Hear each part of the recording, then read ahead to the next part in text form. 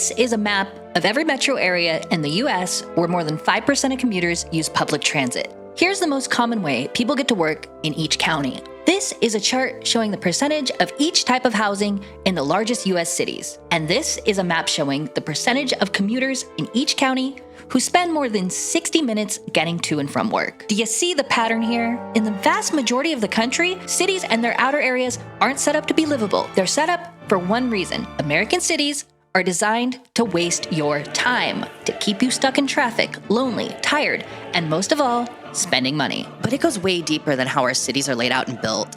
Unless you got premium, you probably had to watch an ad when you clicked on this video. If you scroll through Instagram Reels or TikTok, every other video's trying to sell you shit. If you've ever got to call customer service for literally any company these days, you're navigating an endless tree of menus, pressing buttons, listening to recordings just to get to a real person.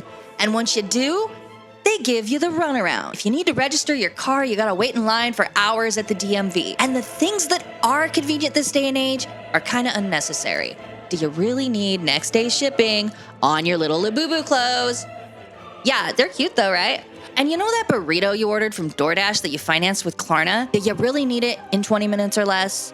No. But I'll say it again in case you weren't listening. America is designed to waste your time. And you know what? We'll start with the biggest time waster of all, your daily commute. You are traffic, where the soft rubber of your tires meets the thick, hard asphalt of the road. This is who you are. The jerk in front of you doing 45 in the fast lane, he is you and you are him. Traffic is a gas. As the road widens, it expands to fill the empty space. It is for this reason we must continue to add more lanes. It is a never-ending battle. You are like Sisyphus, your stone is your car, and your mountain is Interstate 880. Every morning, every evening, everywhere you need to go, you are traffic. Traffic is you. This is the way of the world, the infinite samsara, the suffering-laden continuous cycle of life, death, and rebirth without beginning or end.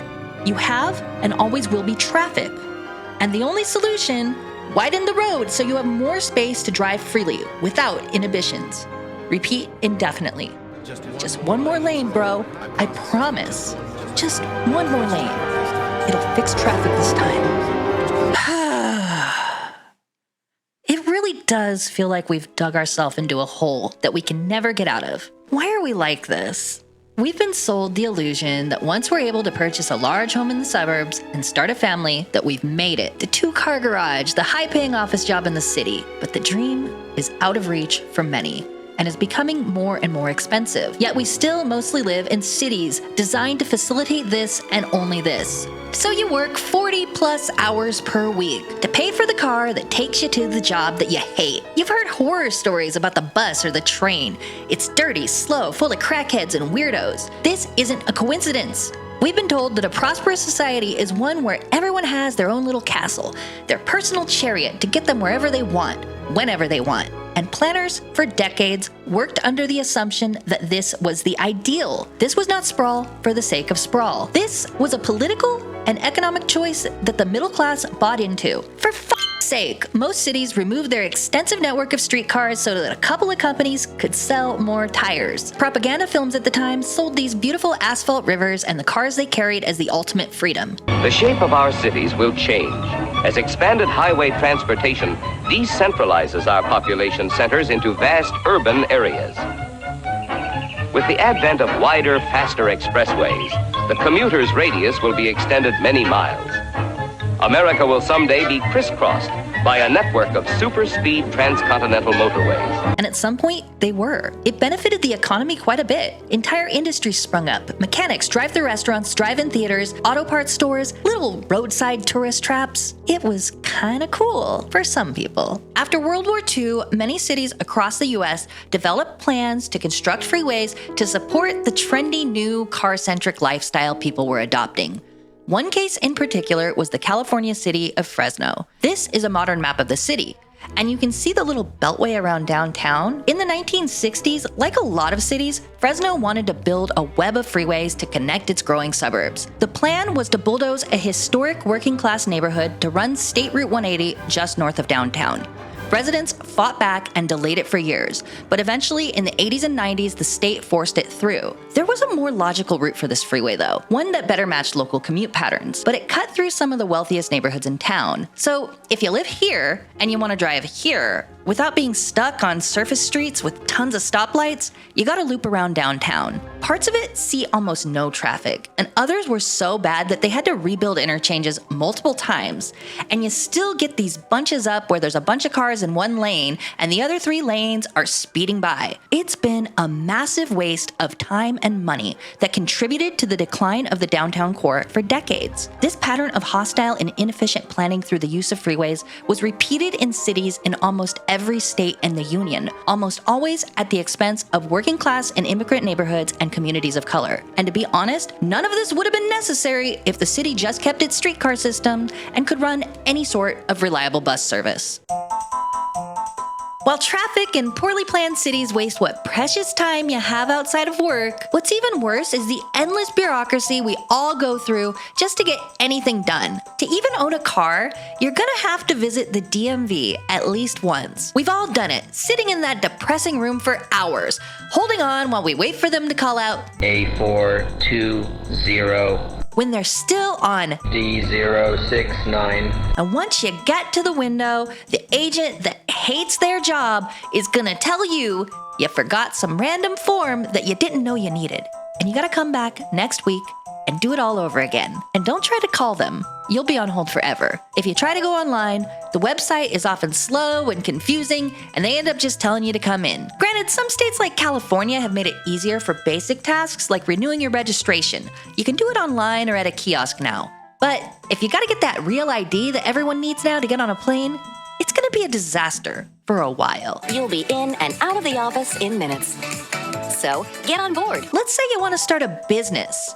You're going to need a license. You'll have to set up a bank account, tax ID, and jump through a bunch of hoops just to get approval from the state to provide a product or service to your community. And depending on the industry, you might need additional certifications that cost money and take time. It's part of why 95% of all small businesses fail. You can't just rent a storefront and set up shop one day. And don't even think about trying to do it out of your home. Zoning codes often prohibit commercial activity in residential neighborhoods. Just getting off the ground itself can be discouraging and expensive.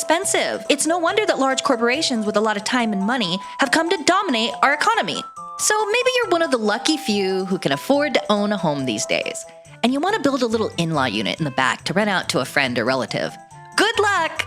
You'll need tons of permits, and if you even get approved, you might still piss off your neighbors who are worried about it affecting their precious property values. Then you're stuck in a legal nightmare again, wasting your time. And this happens at a larger level too. Anytime a city tries to build new housing, especially stuff other than single-family tract homes, the dreaded Nimbys shows up and slows everything down with endless lawsuits and complaints. Not in my backyard. Day in the life of a Santa Monica NIMBY. All the way back in 1989, with a small loan of $10,000, you purchased a condo overlooking the Pacific Ocean. Now, the city wants to replace this historic mid-century modern parking lot with an ugly mixed-use 5/1, all but blocking your precious views. Furious with this assault on the character of your neighborhood, you take to the streets to inform your fellow residents of this horrific act of government overreach. Later, you run into your neighbor Brentwood and inform him that he needs to be sure to clean up after his dog. The little presents he's left in the grass are bringing down property values. After making an angry post on Nextdoor about the construction going on along the beach, you were able to round up a group of sympathetic residents in the one parking lot that the city council's assault on cars hasn't taken over yet. Their names are Wilshire and Montana. A young couple just moved here from Riverside to work as game developers at Activision and are excited to just be a part of making positive change in the city. They're a little weird, but you load them up into your Lincoln Navigator and head down to give these power-hungry construction workers a piece of your mind. When you get to the construction site, you ask every worker who the boss is. You're determined to save your ocean view once and for all. The name's Marble Mount. How can I help you? You explain to him the historical significance of this parking lot and hand him a petition with the signatures of everyone in your condo building simply reading, "Not in my backyard." You've got your county supervisor on speed dial. After promising to write her a $50,000 check for her next campaign, the project is canceled. Marble Mount and his crew were forced to repair the damage they did and issued a hefty fine for violating environmental regulations. Santa Monica has been saved. And if the Nimbys don't get you, environmental regulations will. Every time someone tries to build anything anything. The city demands impact studies, updated plans, and approvals that feel like they're written in a different language. Sure, these rules are meant to protect nature, but they also make sure that only the people with time, money, and patience can actually play the game. The irony is that all these hurdles keep housing scarce and expensive, which pushes people further out into the suburbs. More suburbs means more sprawl, more cars, more traffic, and more environmental harm. If you can't turn an empty parking lot into an apartment, what can you build? Almost nothing. Look at this map of San Jose. Everything in pink is where anything but single-family homes are illegal to build. It represents 94% of the city's residential land. And it's probably why the Silicon Valley city is one of the most expensive places to live in the world.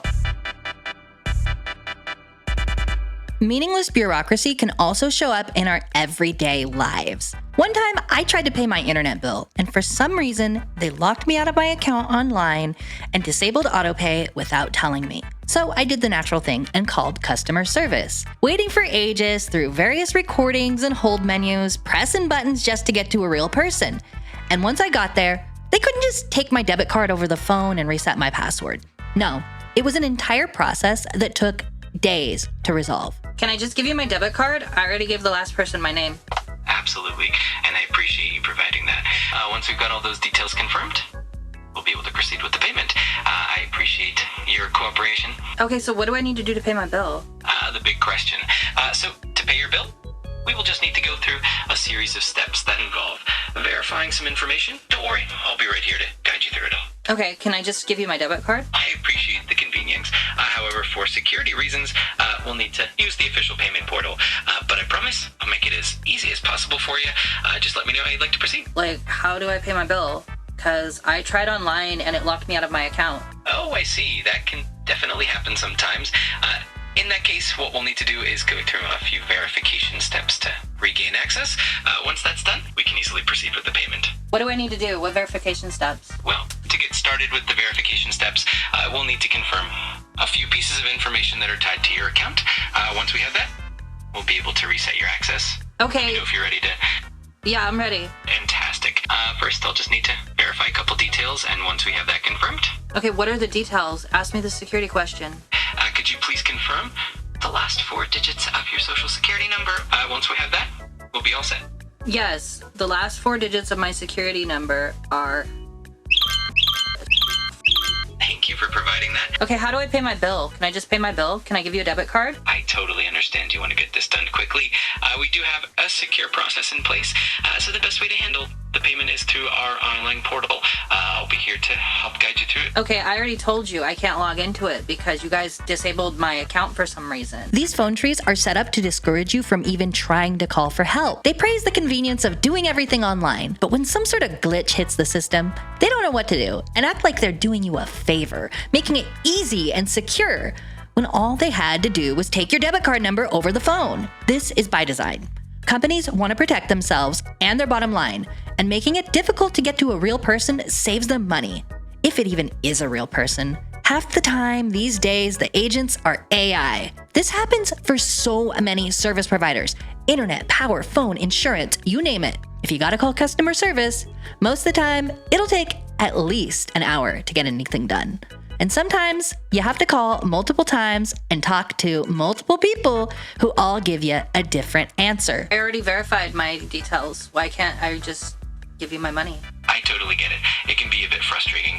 We just have a couple of security steps to ensure everything is safe and sound. Thanks for hanging in there with me. Okay, can I talk to your manager? I absolutely understand the desire to speak to a manager. I'll make sure that your request is noted. They don't want to help you. They want you to give up. America is designed to waste your time, even when it pretends to save it. You're hungry and you're tired. You don't feel like cooking, so you open DoorDash or Uber Eats. Your phone shows you 300 options for restaurants you've never heard of, most of which are just ghost kitchens. You scroll for 40 minutes, finally order a burrito, and by the time it arrives, you could have learned to make the damn thing yourself from scratch. Amazon claims to save you time with its next day shipping, but you end up spending hours browsing their site, adding stuff you never knew you needed to your cart. But this isn't about you, the consumer. Let's think about the worker on the other side. This is personal. I used to be a full-time driver for DoorDash and Uber Eats. If I wasn't in my car on the road picking up orders, I wasn't making money. Sometimes I'd drive 15 minutes to pick up McDonald's for a customer, only to have to wait 20 minutes in the drive-thru line, and drive another 20 minutes to their door, and after nearly an hour of time spent, they wouldn't leave a tip. And Uber Eats only paid $3 for the order. After wear and tear on my car, gas, and time spent driving, I'm basically paying for the privilege of getting McDonald's for someone I've never even met. Of course, it all evened out with larger orders and better tippers, but the pressure to stay busy with the app turned on was itself a massive time suck. The gig economy sold freedom and flexibility, but in the end, it was just as bad as a 9-to-5, without the job security or benefits that came with working in an office. And the same goes for Amazon warehouse workers, who are often subjected to horrible conditions, unattainable quotas, low wages, and timed bathroom breaks, all to do backbreaking labor only to be fired with no warning the moment their productivity dips or they need to take a day off. Conveniences have consequences. Even if you've never had to work on the other end, these apps still eat up your time and keep you from enjoyable experiences such as cooking your own food or finding a cute local business in your neighborhood to support, giving money back to your community. If you don't live in a reasonably walkable city, most of your options in the real world are just as corporate and soulless as ordering from DoorDash or Amazon. Small restaurants and vendors have to pay hefty fees to even be on these platforms, or risk losing business to the big guys, who can absorb costs without it affecting their profit margin. This in turn decimates local communities, and ironically contributes to even more traffic and sprawl. Again, wasting your damn time. Tung tung tung tung tung tung tung tung tung sahur. Labubu Matcha Dubai Chocolate Benson Boon Crumble Cookie. Have you heard the new Leve single? It's so good. You like my hat? I got it on the TikTok shop. Yeah, sure, there's a genocide in Gaza. There's a war in Ukraine. We gotta remember the Congo. We gotta remember Haiti, Indonesia, Nepal. But you know what? It doesn't matter. Because as long as you keep fucking with that infinite scroll, they don't care if it's a cute little rabbit demon or uncensored footage of war and violence. Anything to sell you some Labubus, baby.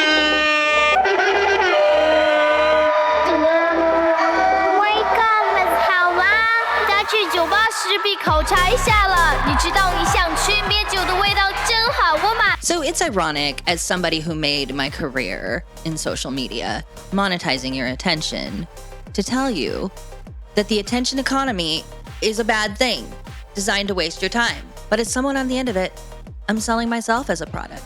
You're the product. We all are. And your time is valuable, and you will never get it back. That's why a lot of us edit our videos down to the frame. We want to pack in so much information for you that even 1 second to take a breath is time wasted. And ironically, the faster paced the content is, the more you get your little 15-second video, the more time you spend scrolling. And it goes on and on and on forever. Your feed never ends. And in between, you're gonna get a couple of cute little ads. But let's say you log off of TikTok, you log off of Instagram, hell, you close YouTube, and you decide, you know what, I'm gonna go read the news, right? You open whatever your preferred news provider is. And in between the article is a bunch of ads for something that you were interested in buying. It's everywhere. They want to monetize your eyeballs, because the more time that you waste in your most intimate moments, whether that's lying in bed with your partner, sitting on your couch at your friend's house, or, we all know you do it, in your car, waiting at a red light for that light to change. You want to see content. And with every scroll, every like, every share, every comment, even if you spent half a second longer on one video than another, they know that. And it's neutral. It doesn't matter if it makes you feel good, if it makes you feel bad. It's all the same. Engagement is engagement. And the more they know about you and the more they use that to learn about you, the better. And everybody does it. I'm doing it right now. I do hope that whatever content I've delivered to you today is a better use of your precious time than dung dung dung dung dung sahur or whatever else kind of brain rot you want to watch. Look, I love brain rot. I truly think brain rot is an art. And I think that social media itself has plenty of good uses. But we are living in a time in which your attention is the most valuable resource that we have. And I hope that you can pay attention to things that are of value to you and not just shit that makes you mad.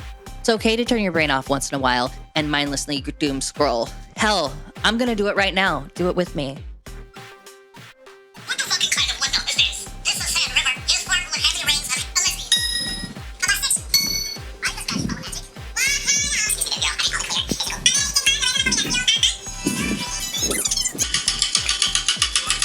Hey, that one's kind of cool, actually. I don't know what he's doing, but it's cool. And now that your attention has been fully corrupted and your dopamine centers in your brain have been fried beyond repair, let's sit quietly and watch some oil pump ASMR at normal speed. No, half speed. Not 2x, no music, no flashy titles.